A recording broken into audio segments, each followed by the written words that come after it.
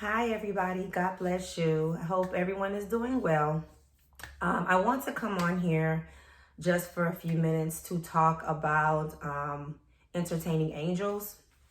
And I wanted to share a testimony between two of my really good friends about an experience that they had after an event that I had. So, first, I had this event called Power at the Pool. And it's a group of ladies. We get together. We have a private cabana by the pool. We sit, we talk, we have food and drinks and just enjoy each other's company. Sometimes God give me a little word to share, but it's really just more for fellowship and a couple of things that we were talking about, and the message that God did give me that was like it was not even a message. It was like this is what he said, this is what it is. It was like a minute. And it was the word freedom. And I had shared that with those ladies and everything. But after the event was over, first of all, the event went very well. It was about 15, it was like 16 of us. We had a great time, great ambience. It was a beautiful day. It was just all around wonderful. Everything that I could possibly pray for that day. And some of the ladies knew each other, some didn't. It was some family, it was some friends, some people I had just recently met that supported me and came. So it was a very exciting day.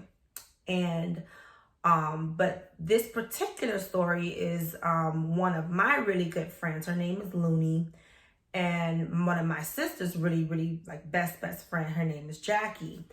And it was very interesting, the dynamic of those two, and how God just sets everything up and we just kind of like go with the flow. And so what happened was, so the event wrapped up, we were done for the event, and it was time to go. And some people had valeted and some had did self-parking and stuff, and everything happens for a reason. And so we were getting ready to go, and Jackie and Looney were two people that had valet parked. So they left, and they had to go their way. We gave them instructions on what to do, who to see, to take care of all that stuff like that, while the rest of us had self-parked and we had to get on a golf cart to go back to the parking lot. And so, we're going on about our day and everything. And one of my other friends who was there as well, she also valeted, but in the midst of everything, she missed when those two had left to go and valet. So she went afterwards. So we're leaving, event's over, I'm going home. So I called my friend Looney like maybe 20 minutes later just to make sure that everything was okay with valet and everything. And she comes and she says to me, well, you wouldn't believe this, but while we were waiting for our car, so at this point, so Jackie and Looney, they left. They are walking and waiting for their car. So they're at the valet. They turn and give their ticket to the gentleman there, and they're waiting. So amongst each other, they're just talking and chatting and whatever. And Jackie began to kind of like share some of the things that's going on in her personal life with Looney. Now, mind you, they just met the first time that day. And then Looney is just listening, and she's like, wow, that's amazing, because what she was sharing with her that morning, Looney had been ministering to her best friend about a similar situation. So it was like God had already given her the words to instill back into Jackie. And so they're like talking or whatever. So while they're talking, this man comes up to them, a gentleman who works there. He had on his uniform to pick up your car. He says to them, he's like, hey, wait, stop. Like, don't say anything else because God is listening. And they're just like, okay. And he's like, you're setting the atmosphere right now for what God is going to do by talking. Don't say anything. Just trust in God and everything's going to work out fine.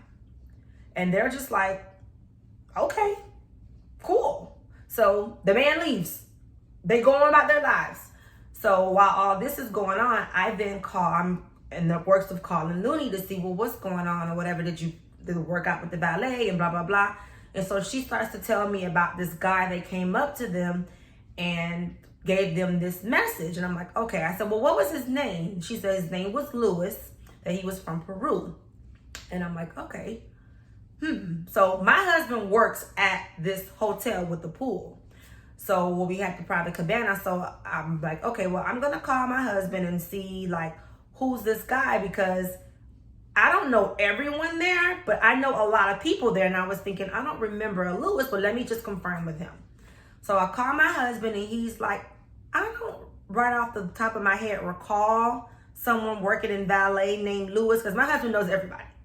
He knows everybody out there. So he's like, I don't right off recall a Lewis, but let me see, because when I go back to work. So the event was Saturday. He didn't return to work until Tuesday. So we go on about our day. Fine, over it. All these days go by.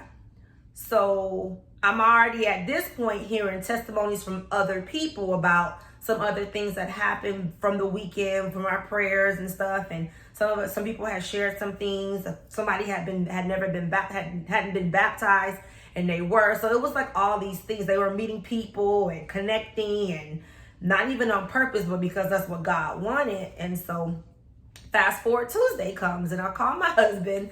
I'm like, well, babe, did you see who Lewis was, in valet? He's like, yo, there's no Lewis that works here in valet. We don't have a Lewis from Peru.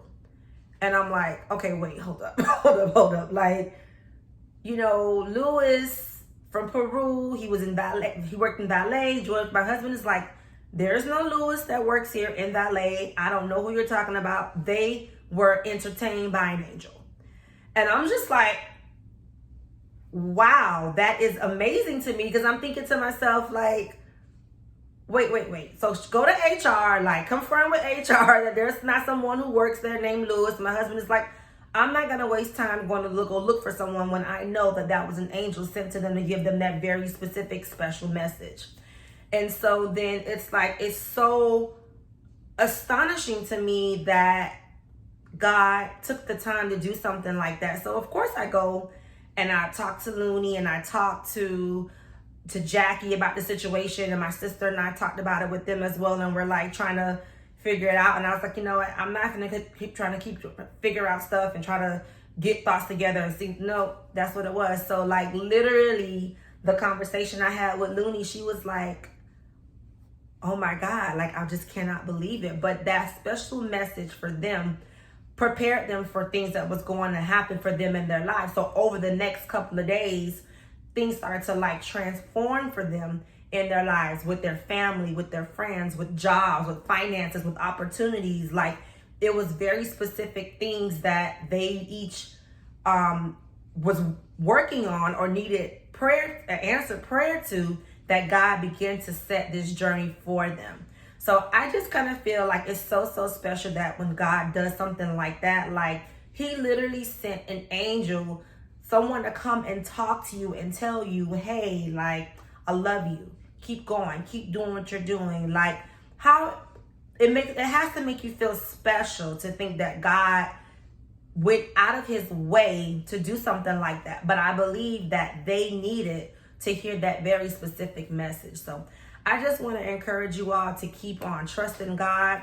I know that some of the ladies that attended the event did not know this testimony, so that's the reason why I want to do this video, to share with them as well what God was doing. I know some of you had shared with me afterwards what God was doing and how he set things up. But I also wanted to, for those who may not be able to come to a power at the park or power at the pool or a girls' night out or a power dinner or anything like that, or you may not live here.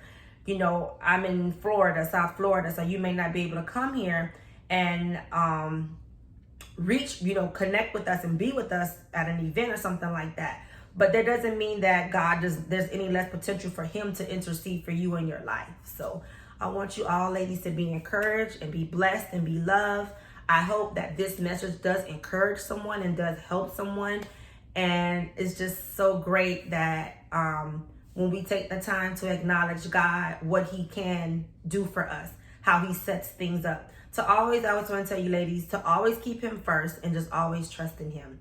I hope you all have a blessed day. Have a great, blessed everything. Love you all. Goodbye.